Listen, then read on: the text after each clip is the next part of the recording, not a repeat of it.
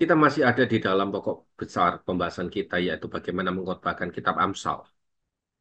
Dan hari ini kita tiba di bagian video terakhir kita, yaitu bagaimana membuat struktur di dalam ko- kitab Amsal, yang didasarkan di dalam struktur teks kitab Amsal.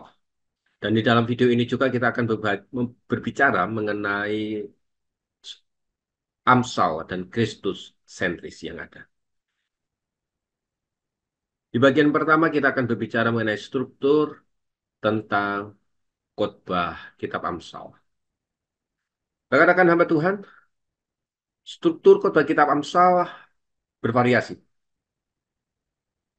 Kalau kita mengikuti video pelajaran kita yang pertama, Anda bisa mencarinya di dalam eh, playlist kita, tetap di dalam channel Preaching Presentasi yang berjudul Struktur Khotbah, maka problem and solution itu bisa dijadikan alternatif di dalam kita menyusun sebuah khotbah. Model masa kini dan masa lalu, we and me, juga bisa dijadikan sebagai alternatif di dalam kita menyusun sebuah struktur khotbah. Supaya kita tidak tumpang tindih di dalamnya, rekan-rekan hamba Tuhan bisa mengunjungi press list tersebut. Bisa bertanya di dalam kolom komentar yang ada, atau bertanya di dalam kolom chat yang tersedia. Tetapi secara umum, struktur khotbah kitab Amsal itu harus diakui memiliki variasi, tergantung daripada karakteristik pengkhotbahnya. Tetapi yang penting pada bagian ini memiliki bagian yang disebut sebagai kitab pendahuluan. Bagian pendahuluan akan berbicara mengenalkan tentang kitab Amsal. Kitab ini akan menjelaskan tentang sejarah singkat, mungkin juga tujuannya, dan konteks sejarahnya secara singkat. Pada bagian ini juga si pengkhotbah harus menjelaskan secara paparan, memaparkan juga tentang mengapa kitab Amsal begitu relevan di dalam kehidupan masa kini. Terutama topik yang Anda akan angkut di dalamnya. Rangkum pasal tema utama Anda di dalam sebuah kalimat penjelasan, kalimat preposisi, pesan khotbah, atau sebut dengan amanat khotbah yang ada. Pilih satu pesan yang bisa menjelaskan bahwa ini adalah tujuan khotbah saya. Bagian ini juga akan memberi tentang rangkuman singkat tentang tema khotbah Anda. Kedua, kita akan berbicara mengenai penjelasan dan penerapan khotbah yang ada. Kita mulai memecah tema tersebut di dalam bagian-bagian yang lebih kecil, di dalam tiang-tiang yang lebih kecil, supaya dan kita tahu betul penjelasannya bagaimana, penerapannya bagaimana. Penjelasannya akan berisi tentang penggalian teks, penerapannya berbicara mengenai penjelasan secara kontekstual.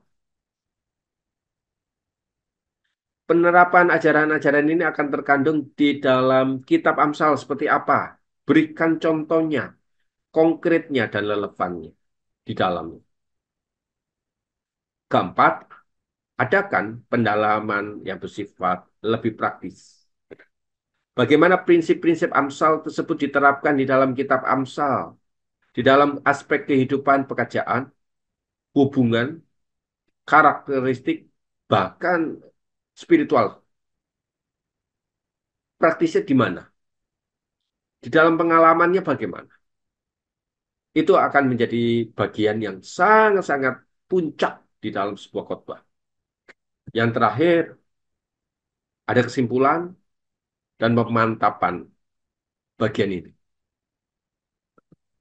Kita mulai merangkumkan kembali pesan-pesan utama yang disampaikan di poin yang kedua. Penjelasan yang ketiga.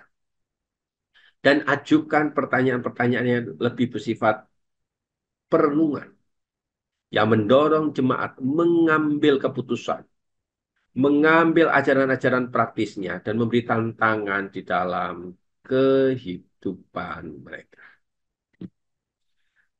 Contoh di dalam ini akan ada di dalam kolom komentar yang saya sediakan di dalam aplikasi yang lain. Dan contoh-contoh ini bisa selalu diupdate oleh tim kami supaya kita bisa mendapatkan bagian ini secara mendalam. Ingat, perlu kita tak ketahui bahwa di dalam proses penyusunan khotbah, pengkhotbah dapat memilih atau memfokuskan pada sebuah bagian tertentu, memilih bagian yang relevan, yang untuknya kita bisa menggali dan mengkaitkannya di dalam kehidupan sehari-hari. Bapak, Ibu, Saudara-saudari yang perlu kita ketahui juga bahwa kitab Amsal harus dikaitkan dengan pribadi Kristus. Karena yang menjadi pesan utama di dalam pemberitaan firman Tuhan adalah pribadi Kristus. Mari kita mencoba menghubungkan bagian ini, kitab Amsal, dengan perspektif Kristusentris. Ini membutuhkan pemahaman bahwa kitab Amsal itu merupakan kitab yang berlaku di masa Perjanjian Lama dan berlaku juga di dalam kitab Perjanjian Baru. Berikut ini ada beberapa cara yang bisa digunakan untuk mencari penerapan di dalam Amsal dan Kristusentris. Yang pertama, kita harus meyakini bahwa Kristus adalah sumber hikmat dan kebenaran. Kitab Amsal secara konsisten akan menekankan pentingnya hikmat dan kebenaran. Di dalam kitab Perjanjian Baru, di dalam 1 Korintus 1 ayat ke-26, hikmat Allah itu adalah Kristus. Dan di dalam Yohanes 14 ayat ke-6 dikatakan bahwa hikmat kebenarannya itu adalah di dalam pribadi Kristus. Menggunakan amsal-amsal untuk menyoroti hikmat dan kebenaran, menyoroti iman dan mengarahkan kepada kebenaran, itu akan menjadi pemikiran kita membawa kepada Kristus. Prinsip-prinsip Kristiani dan aplikasi di dalam kitab Amsal seperti kasih, belas kasihan, kerendahan hati, itu muncul di dalam pribadi Kristus. Ketekunan, kesabaran, dan itu ada di dalam pribadi Kristus. Dan itu bisa kita gunakan untuk menunjukkan bahwa nilai kebenaran dan hikmat itu ada, melekat pada pribadi Kristus. Di dalam aplikasi kasih dan kehidupan secara Kristiani, menggali kitab Amsal dan aplikasinya Kristus ketika ada di tengah-tengah masa lampau, itu juga menjadi bagian yang perlu kita tarik untuk bisa melihat bagaimana kita bisa melayani secara misiologi kitab Amsal ini. Jadi bukan hanya berbicara mengenai ketekunan, tapi ketekunan yang bagaimana?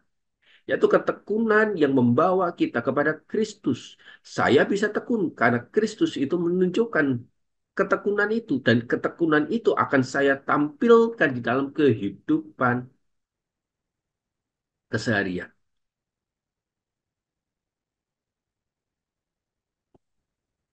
Bagaimana dengan spiritualitas? Amsal begitu sangat menekankan pentingnya akan takut akan Tuhan. Ini akan mencerminkan ajaran Kristus dengan pribadi Allah Bapa, Anak, dan Roh Kudus. Hubungan seperti itulah kita harus lihat sebagai seorang pengkhotbah. Kalau demikian, di manakah letak penempatannya? Yaitu di dalam setiap aspek struktur khotbah kita. Bagian pendahuluan, bagian isi, bagian penekanan, itu menjadi bagiannya. Bagaimana penekanan itu menjadi bagian yang sangat-sangat tepat dalam kitab Amsal yang menekankan dan menemukan keseimbangan hikmat dan Kristus sebagai sumber hikmat dan sumber yang kita kejar. Itu akan membawa sebuah khotbah kita menjadi khotbah yang memiliki dosis yang menyembuhkan.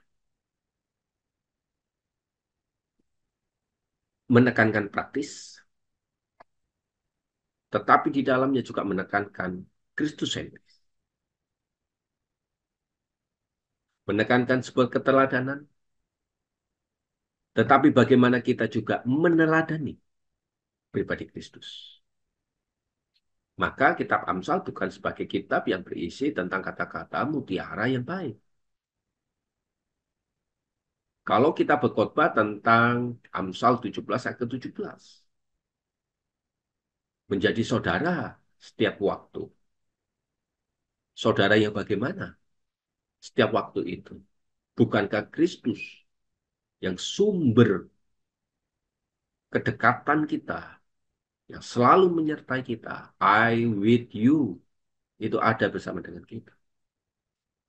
Pemahaman itu perlu kita tekankan supaya kita memiliki perspektif penerapan secara Kristus sentris di dalam kehidupan Kristiani dan khotbah-khotbah kita. Menerapkan perspektif kristolosentris di dalam mempelajari kitab Amsal akan membantu kita melihat bagaimana hikmat dan kebenaran yang terkandung di dalam kitab Amsal tersebut mengarahkan kita kepada Kristus sebagai sumber transformasi segala sesuatu yang membantu kita memahami dan menerapkan ajaran Kristus itu di dalam kehidupan kita sehari-hari, sebab di dalam dialah sumber hikmat yang ada.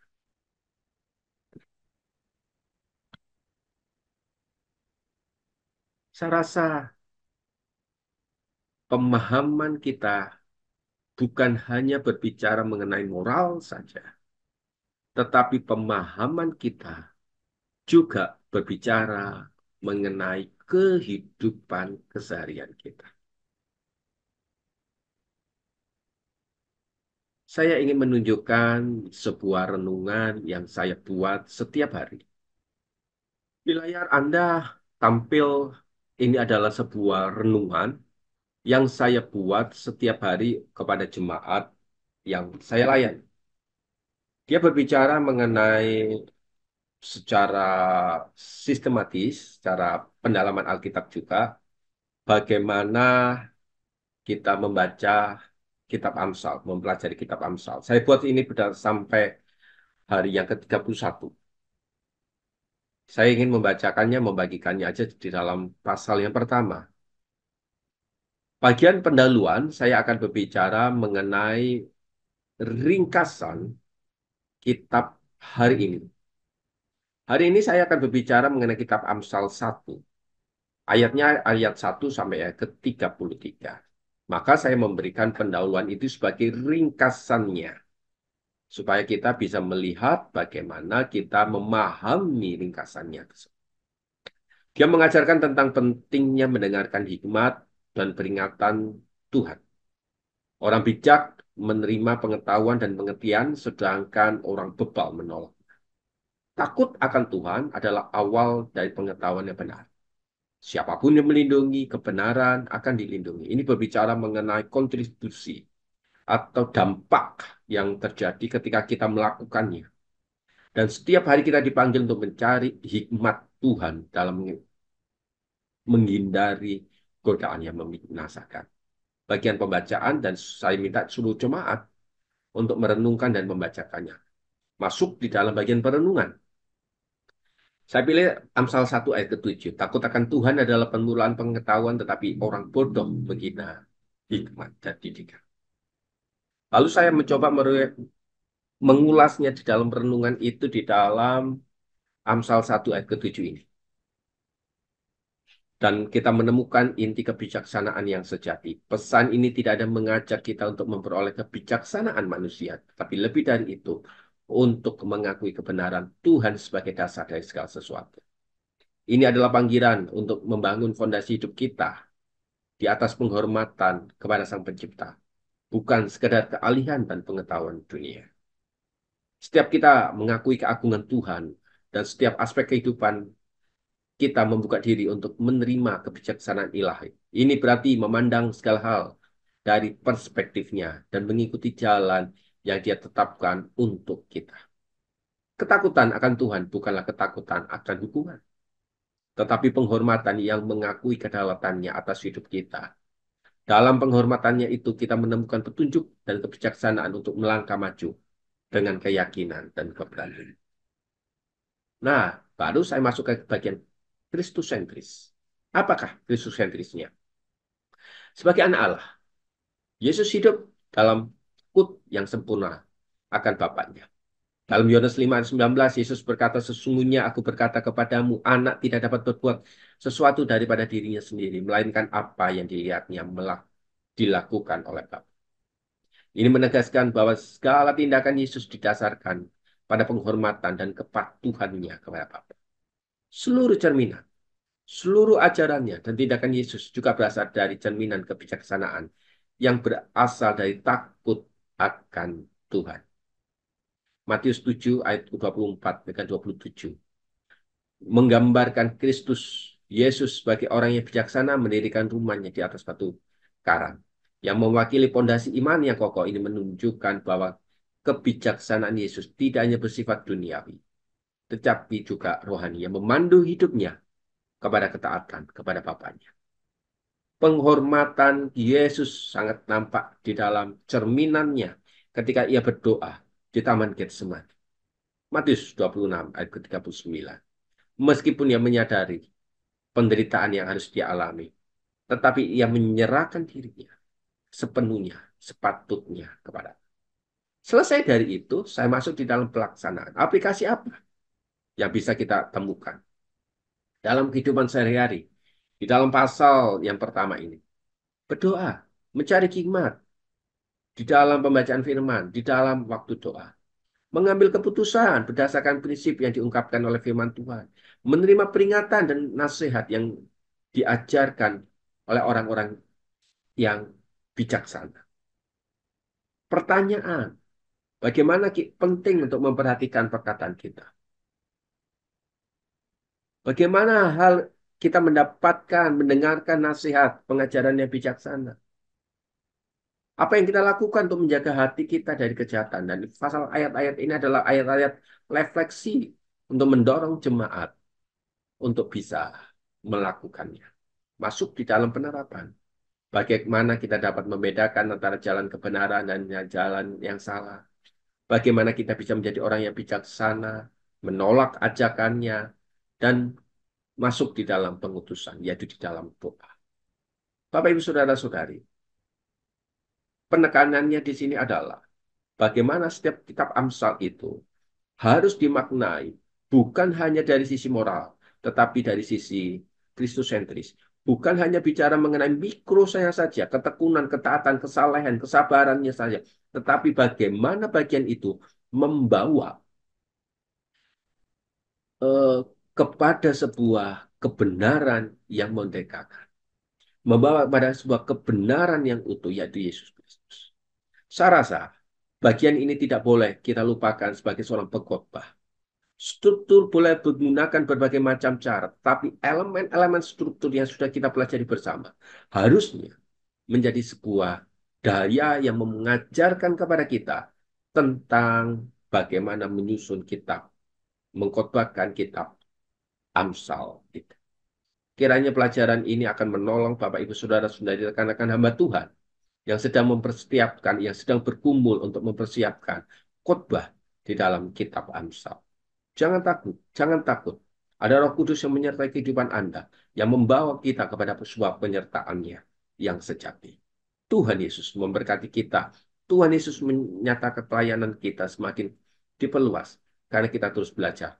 Dan saya menantikan begitu banyak orang untuk semakin diberkati melalui pemberitaan-pemberitaan firman Tuhan yang ada di dalam hidup kita. Tuhan memberkati kita.